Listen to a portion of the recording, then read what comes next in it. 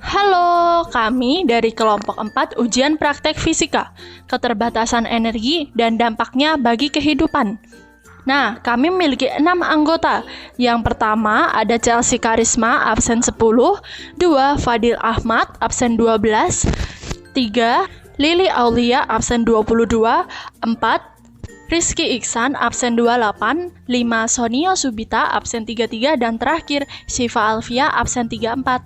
Kami akan menjelaskan tentang keterbatasan energi dan dampaknya bagi kehidupan. Oke, sebelum itu kita akan membahas mengenai pengertian-pengertian. Yang pertama ada sumber energi. Berdasarkan Undang-Undang Republik Indonesia Nomor 30 Tahun 2007, Bab 1 Pasal 1, sumber energi adalah sesuatu yang dapat menghasilkan energi baik secara langsung atau energi tersebut melalui proses konversi. Nah, ada lagi nih menurut Wikipedia. Sumber energi menurut Wikipedia itu adalah segala sesuatu di sekitar yang mampu menghasilkan suatu energi, baik energi yang kecil atau energi yang besar, guys. Ada yang tahu nggak sumber daya energi itu apa? Sumber daya energi itu adalah sumber daya alam yang dapat dimanfaatkan baik sebagai sumber energi atau sebagai energi itu sendiri, guys. Udah tahu kan apa itu sumber daya energi dan sumber energi?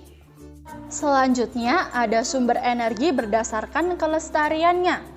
Sumber energi berdasarkan kelestariannya itu dibagi menjadi dua loh. Yang pertama ada sumber energi terbarukan. Dari katanya aja udah kelihatan ya, terbarukan. Jadi sumber energi ini bisa diperbarui sehingga dalam penggunaannya dapat dengan cepat dan mudah didapatkan. Sumber energi terbarukan ini juga tidak mencemari lingkungan. Contohnya apa aja? Yang pertama, ada energi matahari. Yang kedua, ada energi angin. Dan yang ketiga ada energi air. Nah, yang dua merupakan sumber energi tak terbarukan. Tak terbarukan itu berarti kebalikan dari terbarukan. Tak terbarukan artinya tidak dapat diperbaharui. Artinya ketersediaannya di alam ini terbatas, guys. Karenanya kita harus menggunakan energi ini dengan bijak karena pembentukannya yang memerlukan waktu yang sangat lama. Contohnya ada gas bumi, batu bara, minyak bumi, dan lain-lain. Yuk kita lihat contoh penerapan kasus penghematan energi dengan memanfaatkan sumber daya matahari. Belum kering, mana mau dipakai lagi? Keringin aja lah. Pakai mesin cuci lagi, boros. Ya udahlah, pakai sinar matahari aja. Pintar itu. Mumpung cuacanya pas, mending dijemur aja di sini.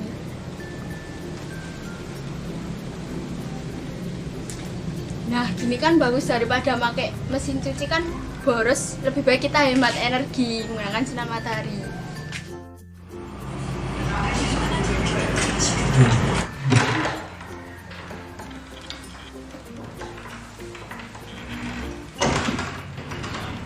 Loh, kok lampunya masih nyala? Kipas juga lagi.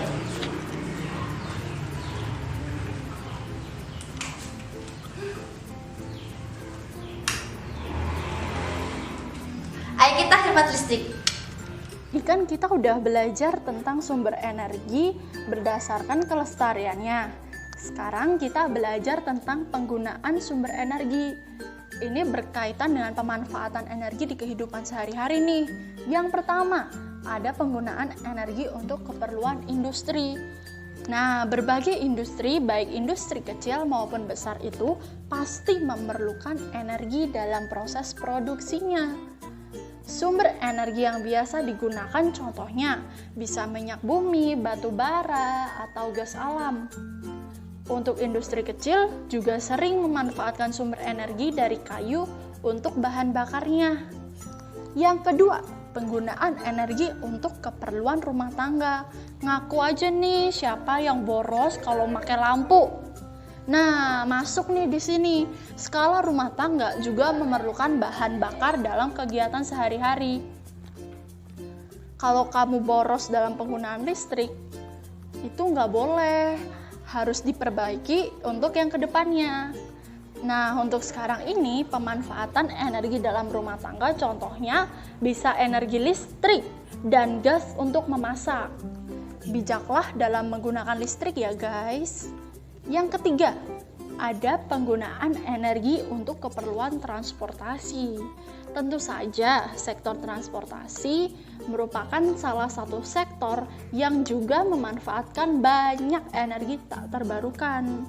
Hal ini dikarenakan bahan bakar untuk kendaraan di Indonesia masih didominasi oleh bahan bakar minyak atau yang biasa kita sebut BBM. Penggunaan untuk sektor transportasi juga menimbulkan beberapa masalah loh. Contohnya aja, masalah pencemaran udara.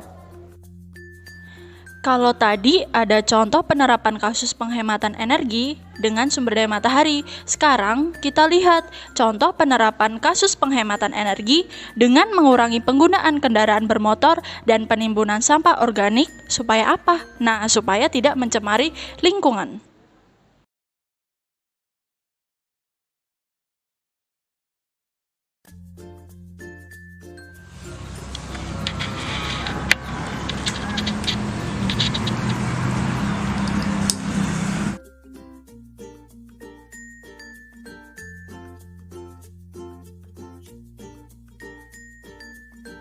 Aduh, bensinnya habis.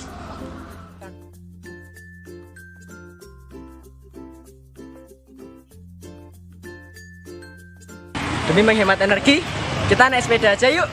Let's go.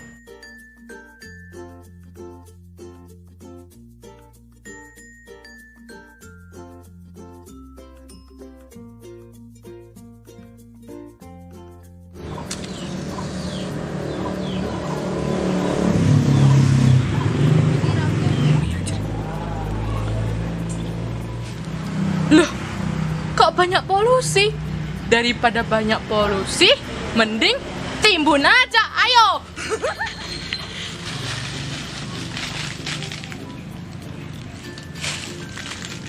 Ini baru cakep, mantap. Selanjutnya yaitu energi fosil. Energi fosil merupakan energi yang berasal dari alam, seperti fosil-fosil yang menghasilkan gas, batu bara, minyak bumi, dan lain-lain. Nah, energi dari fosil ini merupakan energi yang sangat penting dalam kehidupan umat manusia. Kenapa energi tersebut dibilang penting? Karena sifatnya yang dapat menggerakkan berbagai hal di lingkup dunia loh guys. Keren banget kan? Nah, tadi kita bicara tentang energi fosil. Tapi kalau fosil itu apa sih? Fosil adalah sisa-sisa tumbuhan atau makhluk hidup yang sudah mati. Makhluk hidup itu juga tumbuh-tumbuhan, sudah hidup di zaman purba dan sudah terpendam di lapisan tanah dalam kurun waktu berpuluh-puluh ribu tahun atau berjuta-juta tahun. Sisa makhluk hidup dan juga tumbuhan purbakala itu akan mengeras sehingga akan terbentuklah apa yang disebut dengan fosil. Fosil tersebut dibagi menjadi dua, yaitu fosil tubuh dan fosil jejak. Fosil tubuh merupakan fosil yang terdiri dari sisa-sisa tubuh organisme atau juga makhluk hidup itu sendiri. Contohnya, gading gajah purba mamut. Yang kedua ada fosil jejak, yaitu fosil yang terbentuk dari aktivitas atau perilaku makhluk hidup di waktu lampau ya, contohnya bekas-bekas cakaran di goa-goa. Selanjutnya ada dampak keterbatasan energi. Yang pertama, mahalnya biaya penggunaan energi, contohnya energi listrik yang biasa kita pakai sehari-hari. Yang kedua, tingginya ketergantungan masyarakat terhadap energi tersebut. 3. Tingginya biaya yang mengakibatkan pada demonstrasi masyarakat. Yang keempat, menimbulkan persaingan mendapatkan energi. Persaingan ini bisa persaingan bebas maupun memunculkan tindakan kriminal. Nah, ini merupakan contoh orang yang menyesal karena sudah menghabiskan energi melewati batasnya.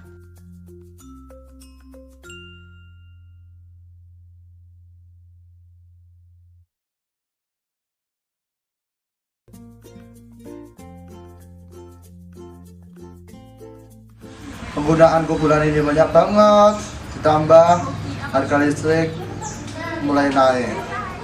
Aku juga lupa kalau malam mematikan televisi dan kipas sampai larut pagi. Simpulannya, ini merupakan waktu yang tepat untuk beralih dari BBM ke energi listrik atau energi alternatif. Karena Indonesia memiliki potensi energi baik yang sangat banyak. Contohnya ada pembangkit listrik tenaga surya dan pembangkit listrik tenaga air, dan lainnya. Nah, selagi menunggu perkembangan, kita bisa mengurangi polusi udara seperti menaiki sepeda atau menggunakan transportasi umum. Nah, itu tadi merupakan materi keterbatasan energi dan dampaknya bagi kehidupan. Semoga bermanfaat. Terima kasih. Hai guys, jadi kalian udah paham belum tentang keterbatasan energi dan dampaknya bagi kehidupan? Cintai lingkungan dengan menghemat energi untuk masa depan anak cucu kita nanti. Dadah!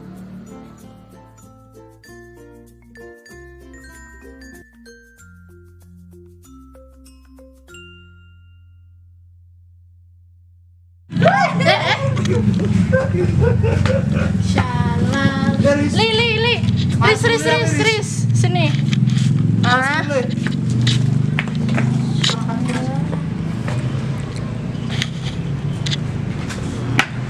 Pasti video lagi. Video dong.